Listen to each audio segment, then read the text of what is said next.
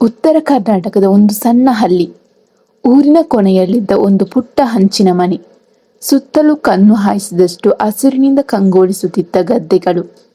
ಇಷ್ಟೇ ವಿಕ್ಕಿ ಮತ್ತು ಪಾವನಿಯ ಪ್ರಪಂಚವಾಗಿತ್ತು. ವಿಕ್ಕಿಗೆ 14 ವರ್ಷ, ಪಾವನಿಗೆ ಕೇವಲ 8 ವರ್ಷ. ಅಷ್ಟರಲ್ಲಿ ವಿಧಿಯ ಆಟದಿಂದಾಗಿ ಅವರ ತಂದೆ ತಾಯಿ ಇಬ್ಬರು ಮಾರಕ ಕಾಯಿಲೆಯಿಂದ ಒಂದೇ ವಾರದ ಅಂತರದಲ್ಲಿ ತೀರಿಕೊಂಡರು. ದುಃಖದ ಬೆಟ್ಟವೇ ಅವರ ಮೇಲೆ ಉರುಳಿ ಬಿದ್ದಿತು. ಸಂಬಂಧಿಕರು ಬಂದರು, ಅನುಕಂಪದ ಮಾತುಗಳನ್ನಾಡಿದರು.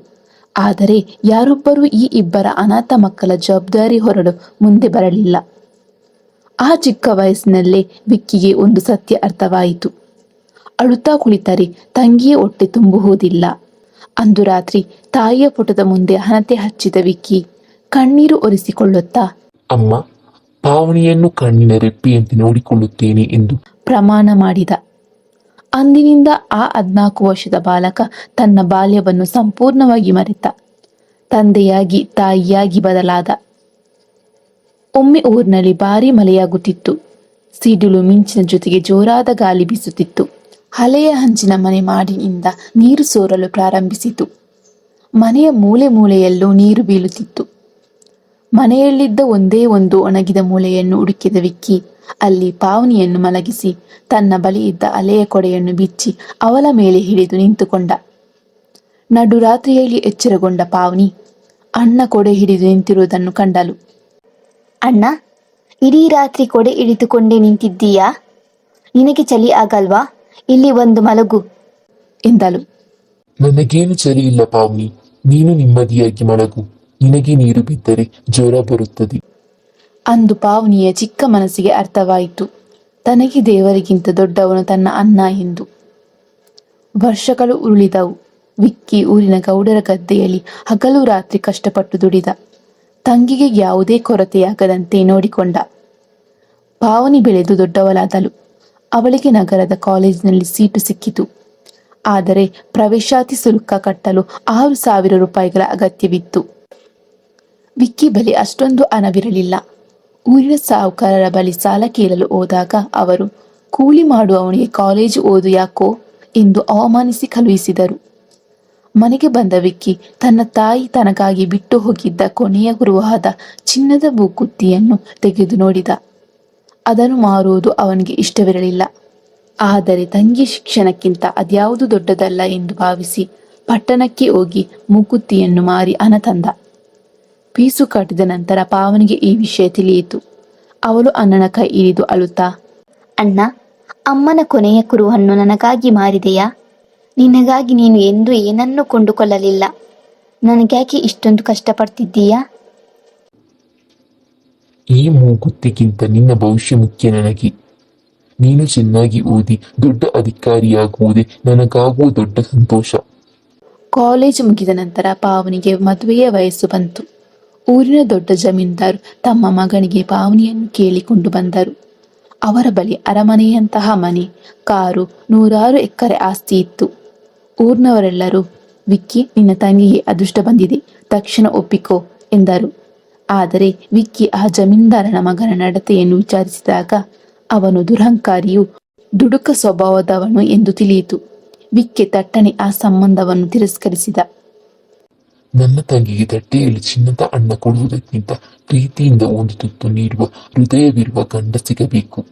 ಸಿರಿವಂತಿಕೆ ಇಂದಿರುತ್ತದೆ, ನಾಳೆ ಹೋಗುತ್ತದೆ, ಆದರೆ ಒಳ್ಳೆಯ ಗುಣ ಕೊನೆಯವರೆಗೂ ಉಳಿಯುತ್ತದೆ ಎನ್ನುವುದು ವಿಕ್ಕಿಯ ನಿರ್ಧಾರವಾಗಿತ್ತು. ನಂತರ ವಿಕ್ಕಿ ನೆರೆಹಳ್ಳಿಯ ಕಿರಣ್ ಎಂಬ ಯುವಕನನ್ನು ಆಯ್ಕೆ ಮಾಡಿದ. ಕಿರಣ್ ಒಬ್ಬ ಸಾಮಾನ್ಯ ಶಾಲಾ ಶಿಕ್ಷಕ. ಅವನಿಗೆ ದೊಡ್ಡ ಆಸ್ತಿ ಪಾಸ್ತಿ ಇರಲಿಲ್ಲ. ಆದರೆ ತಂದೆ ತಾಯಿಯವರನ್ನು ಪೂಜಿಸುವ, ಎಲ್ಲರನ್ನೂ ಗೌರವಿಸುವ ಪವಿತ್ರ ಮನಸ್ಸಿತ್ತು. ವಿಕ್ಕಿ ತನ್ನ ಶ್ರಮದ ಹಣದಿಂದ ಸರಳವಾಗಿ ಆದರೆ ಸಂಭ್ರಮದಿಂದ ತಂಗಿಯ ಮದುವೆಯನ್ನು ನೆರವೇರಿಸಿದ. ಮದುವೆಯಾಗಿ ಗಂಡನ ಮನೆಗೆ ಹೋದ ಪಾವನಿಗೆ ತನ್ನ ಅಣ್ಣ ಮನೆಯಲ್ಲಿ ಒಂಟಿಯಾಗಿ ಉಳಿದುದನ್ನು ಕಂಡು ಮನಸ್ಸಿಗೆ ತುಂಬಾ ಬೇಜಾರವಾಯಿತು. ನನಗಾಗಿ ಇಡೀ ಜೀವನವನ್ನೇ ಕಳೆದ ಅಣ್ಣನಿಗೆ ಒಬ್ಬ ಒಳ್ಳೆಯ ಹೆಣ್ಣನ್ನು ತರಲೇಬೇಕು ಎಂದು ಭಾವಿಸಿದಳು. ಪಾವನಿ ಮತ್ತು ಕಿರಣ್ ಅಣ್ಣನಿಗಾಗಿ ಊರೂರು ಸುತ್ತಿ ಹುಡುಗಿಯನ್ನು ಹುಡುಕಲು ಆರಂಭಿಸಿದರು. ಆದರೆ ಪ್ರತಿಯೊಂದು ಕಡೆಯೂ ಅವರಿಗೆ ನಿರಾಶೆಯೇ ಕಾದಿತ್ತು. ಯಾರ ಬಳಿ ಹೋದರೂ, ನಿಮ್ಮ ಅಣ್ಣನಿಗೆ ಸ್ವಂತ ಆಸ್ತಿ ಇಲ್ಲ, ಕೇವಲ ಒಂದು ಹಂಚಿನ ಮನೆಯಿದೆ, ದೊಡ್ಡ ಕೆಲಸವಿಲ್ಲ ಎಂದು ಕಾರಣ ಹೇಳಿ ತಿರಸ್ಕರಿಸುತ್ತಿದ್ದರು. ಇನ್ನು ಕೆಲವರು ಅನಾಥ ಹುಡುಗ ಎಂದು ಅವಮಾನಿಸಿ ಕಳುಹಿಸುತ್ತಿದ್ದರು. ತಿಂಗಳುಗಳು ಉರುಳಿದರೂ ವಿಕ್ಕಿಗೆ ಸೂಕ್ತವಾದ ಸಂಬಂಧ ಸಿಗಲೇ ಇಲ್ಲ. ಪಾವನಿ ದೇವಸ್ಥಾನದ ಮೆಟ್ಟಿಲ ಮೇಲೆ ಕುಳಿತು, ದೇವರೇ, ನನ್ನ ಅಣ್ಣ ನಾನಷ್ಟೇ ಪ್ರಪಂಚವಾಗಿ ಬದುಕಿದ, ಅವನಿಗೆ ಒಳ್ಳೆಯ ಹೆಣ್ಣು ಸಿಗುವುದಿಲ್ಲವೇ ಎಂದು ಅಳುತ್ತಿದ್ದಳು. ಒಂದು ದಿನ ಪಾವನಿ ತನ್ನ ಮನೆಯಲ್ಲಿ ಬೇಸರದಿಂದ ಅಳುತ್ತಾ ಕುಳಿತಿದ್ದಾಗ ಅವಳ ಬಾಲ್ಯದ ಗೆಳತಿ ಮೇಘ ಮನೆಗೆ ಬಂದಳು. ಮೇಘ ಪಾವನಿಯ ಪ್ರತಿಯೊಂದು ಕಷ್ಟ ಸುಖದಲ್ಲೂ ಜೊತೆಯಾಗಿದ್ದವಳು. ಪಾವನಿಯ ಕಣ್ಣೀರು ನೋಡಿ ಮೇಘ, ಏನಾಯ್ತು ಪಾವನಿ, ಯಾಕೆ ಇಷ್ಟೊಂದು ಅಳ್ತಿದ್ದೀಯಾ ಎಂದು ವಿಚಾರಿಸಿದಳು. ಪಾವನಿ ದುಃಖ ತಡೆಯಲಾರದೆ, ಮೇಘ, ನನ್ನ ಅಣ್ಣ ನನಗಾಗಿ ತನ್ನ ಜೀವನವನ್ನು ತ್ಯಾಗ ಮಾಡಿದ. ಆದರೆ ಅವನಿಗೆ ಮದುವೆ ಮಾಡಲು ಪ್ರಪಂಚದಲ್ಲಿ ಒಂದು ಹುಡುಗಿನೂ ಸಿಗುತ್ತಿಲ್ಲ. ಎಲ್ಲರೂ ಆಸ್ತಿ ಅಂತಸ್ತು ನೋಡಿ ಬೇಡ ಅನ್ನುತ್ತಿದ್ದಾರೆ. ನನ್ನ ಅಣ್ಣನಿಗೆ ಕೊನೆಗೂ ಯಾರೂ ಸಿಗುವುದಿಲ್ಲವೇ ಎಂದು ಜೋರಾಗಿ ಅಳಲು ಶುರು ಮಾಡಿದಳು. ಆಗ ಮೇಘಲ ಕಣ್ಣುಗಳಲ್ಲಿಯೂ ನೀರು ತುಂಬಿತು.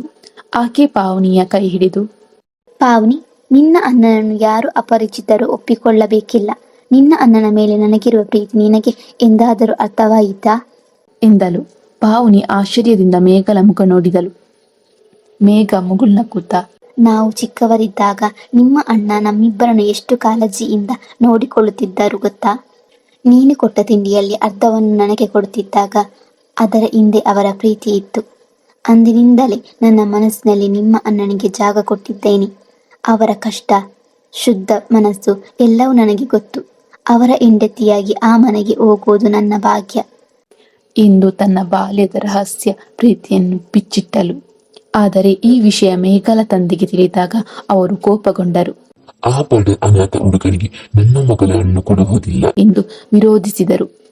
ಆಗ ಮೇಘ ತನ್ನ ತಂದೆಯ ಎದುರು ನಿಂತು, ಅಪ್ಪ, ನೀವು ಶ್ರೀಮಂತಿಕೆ ನೋಡ್ತಿದ್ದೀರಾ, ಆದರೆ ಒಮ್ಮೆ ಯೋಚಿಸಿ, ತನ್ನ ತಂಗಿಗಾಗಿ ತನ್ನ ಜೀವನವನ್ನೇ ತ್ಯಾಗ ಮಾಡಿದ ವ್ಯಕ್ತಿ ನನ್ನನ್ನು ಎಷ್ಟರ ಮಟ್ಟಿಗೆ ಪ್ರೀತಿಸಬಲ್ಲ. ಹಣ ಆಸ್ತಿ ಇವತ್ತು ಇರುತ್ತದೆ, ನಾಳೆ ಹೋಗುತ್ತದೆ, ಆದರೆ ಅವರ ಗುಣ ಕೊನೆಯವರೆಗೂ ಇರುತ್ತದೆ.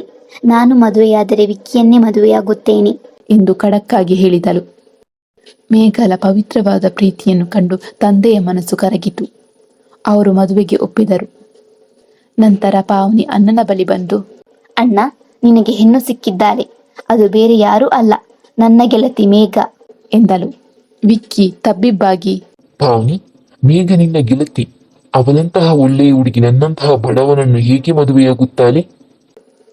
ಆಗ ಪಾವನಿ ಹಠದಿಂದ, ಅಣ್ಣ, ಹೊರಗಿನ ಪ್ರಪಂಚ ಹಣ ಆಸ್ತಿಯನ್ನು ನೋಡಿದರೆ ನಿನ್ನ ಪವಿತ್ರವಾದ ಮನಸ್ಸನ್ನು ಮೇಘ ಗುರುತಿಸಿದ್ದಾಳೆ. ಇಷ್ಟು ವರ್ಷ ನನಗಾಗಿ ಬದುಕಿದೆ, ಈಗಿನಿಂದ ನಿನಗಾಗಿಯೂ ಬದುಕಬೇಕು. ಇದು ನನ್ನ ಮೇಲಾಣೆ ಎಂದು ಒಪ್ಪಿಸಿದಳು. ವಿಕ್ಕಿ ಮತ್ತು ಮೇಘಲ ಮದುವೆ ಅದ್ದೂರಿಯಾಗಿ ನೆರವೇರಿತು. ಮದುವೆಯ ನಂತರ ಮೇಘ ಮನೆಗೆ ಬಂದ ಮೇಲೆ ಆ ಪುಟ್ಟ ಹಂಚಿನ ಮನೆ ನಿಜವಾದ ಸ್ವರ್ಗವಾಯಿತು. ಹೊರಗಿನ ಪ್ರಪಂಚ ಹಣ ಆಸ್ತಿಯನ್ನು ನೋಡಿದರೆ ಪವಿತ್ರವಾದ ಮನಸ್ಸುಗಳು ಶುದ್ಧ ಗುಣವನ್ನೇ ಗುರುತಿಸುತ್ತದೆ.